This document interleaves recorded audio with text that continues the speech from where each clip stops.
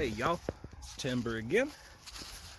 Today I wanted to talk about some of the synoptic problem,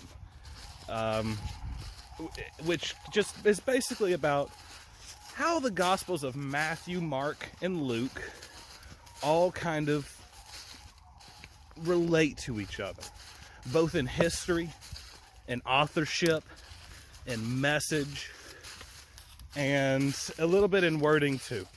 I chose to do this while in the middle of the woods so that I don't have any text with me.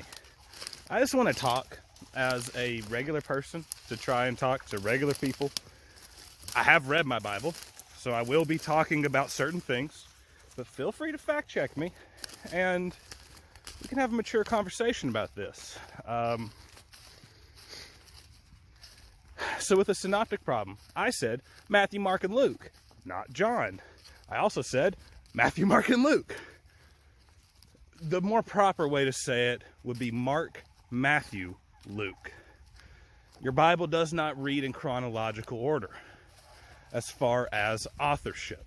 I will admit, Matthew is a more complete gospel than Mark. Mark has a lot of charm though, and understanding it in its historical significance is really important to me.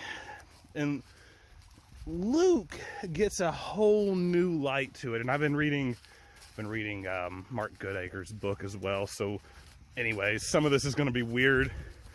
Most of this will be weird to regular folks who just go to church every day and don't do anything else. But yeah, let's get into it.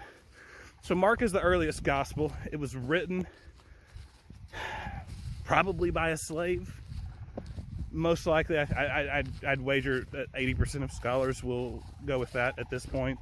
There's been some really good scholarship, especially in the last like 2 or 3 years on this. Mark is kind of an oddball.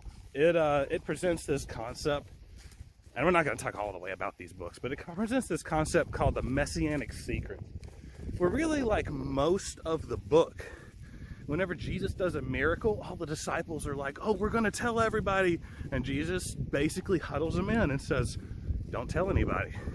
When he's asked why he speaks in parables, he says, so that people will not understand what I'm saying. It's an interesting book.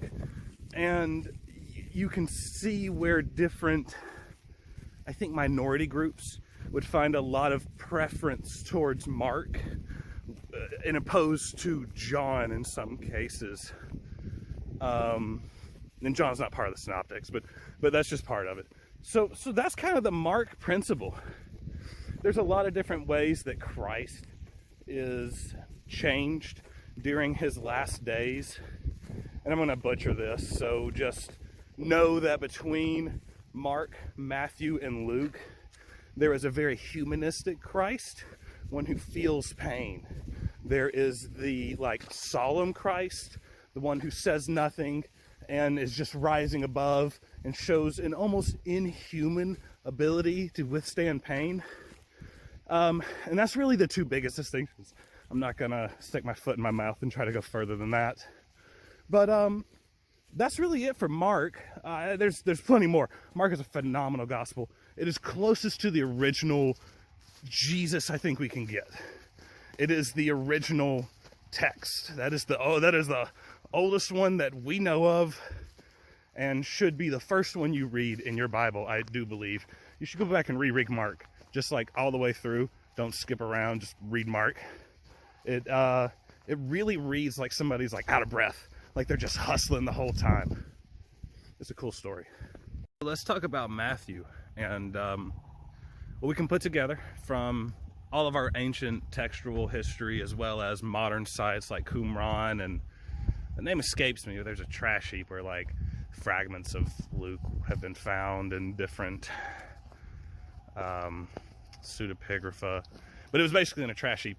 You find all sorts of biblical scripts because they were just reusing paper. So like they would flip something over and write on the back of what is now today a really significant find. So fascinating sites anyways. What you can find from there is that Matthew most likely was writing later than Mark. and had predominantly Mark to use as basis for their gospel. Now, and I'm saying Matthew and Mark, the authorship of these gospels is never named. We don't actually know the names of the authors. There is, just to not pick a side, there's scholarship that ranges to where these were people who were Greek writing later and impersonating, and then there's others that are saying that this is closer to Jesus's time, and it was a more still frowned upon, but for writings like this it would have been appropriate to maybe take the names of more prominent apostles to give it the weight and brevity that you thought the text deserved. So there's different traditions, but like even Moody Bible will teach this. So that's something that people just need to know, is that the Gospels work off of each other. They are crucial. It's crucial to understanding Gospels. If you just read them, you're like, why do we have 4 of the same story? It's because they were having to rewrite after each other. The author of Matthew looked at Mark and said, hey, I don't think you stressed Jesus's Jewish lineage hard enough and really sold him as a truly Jewish Messiah to bring the Jewish nation into the fold of, they didn't know it was Christianity, but whatever the heck we're doing now, this is for the Jewish nation as well as the world. It reads in a different light once you know that, right? So there's different stresses on each one. It's the Nag Hammadi Hot Library. That's it. That's the name of it. Buy a book, read it. It's gonna give me all of the information I want for the Nag Hammadi Library. And you can't find that on Google. You can once you have the name, but Google didn't help me find this name. Books did. Now, when you start talking about Matthew and Luke, you start getting into like the source tradition, and I'm not about to tackle that without a chart. I am educated, but not an expert. So we're just going to talk about kind of the correlations between there.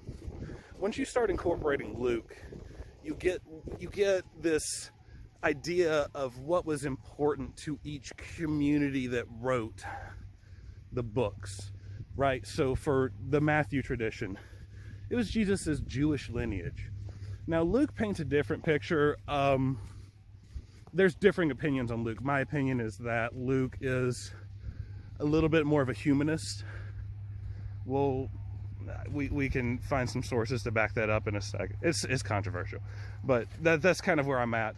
Everyone gets the idea that Luke is a physician, but like when you go and look at like word counts as far as medical terms, there's no consensus. Like all the other texts use the words just as much and just as frequent as Luke. He doesn't use them any more than anyone else. That's just something we've said, so you read it into it. I think your favorite verses maybe use more medical terms in Luke, and that's okay. But no, it reads just like everyone else. It's just another ancient author. It does have a more historical view, so maybe that is the way, but it's still written as a gospel.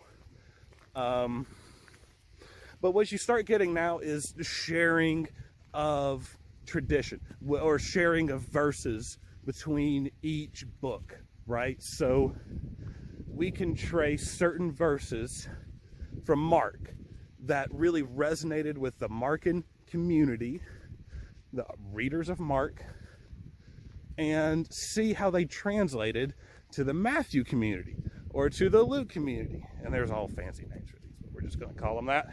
Because maybe it was Candida Moss. I heard a talk the other day where they're not talking about communities anymore and how we should dissolve those kind of thoughts. Anyways, always progressing in the field. So anyways, but like the readers of Matthew and Luke all kind of, you can tell what is more important to the writers for their community and what significance of Jesus they wanted to show. Gospel literally was like to show the significance of Jesus. So each author showed it in a different way. And that's just something important to note. If you go back and reread your Bible with that in mind, you can be like, oh, this is what the author thought, and this is why this passage is so much more significant, is because the author wanted you to say, whoa, this is so much different than Matthew. Or, whoa, this is so much different than Mark. Oh my gosh, that clicks. You know, one of them's, blessed are the poor. No, blessed are the poor in spirit. There's two different ways to take these things. You know, and if you read the Bible as a collective and say that each verse is authoritative, then there is an issue with some of these verses. And I think you read it inauthentically when you do that. And I think you really miss the entire point of reading the Bible, which is to understand the mindset of the communities that were writing these things. Like, if you can understand why Luke changed certain things from Matthew, or why Luke sought an outside source, maybe called Q, then you can understand how you should use that in the future. And be like, oh, when my community does the same thing that Luke did, we can refer back to some of his thoughts and maybe understand it a bit more deeply. Man, and you have to know Roman history as well. A lot of this, like the Jewish revolt, I think happened in 60. The writing for each of these texts is right around there, right before or after. The destruction of the temple is referenced multiple times. It's a big thing for them, but that wasn't something that Jesus ever witnessed, right? It was prophecy that they said Jesus talked about. It's a very interesting way to read it. Willing to talk to anyone about it. Hey y'all,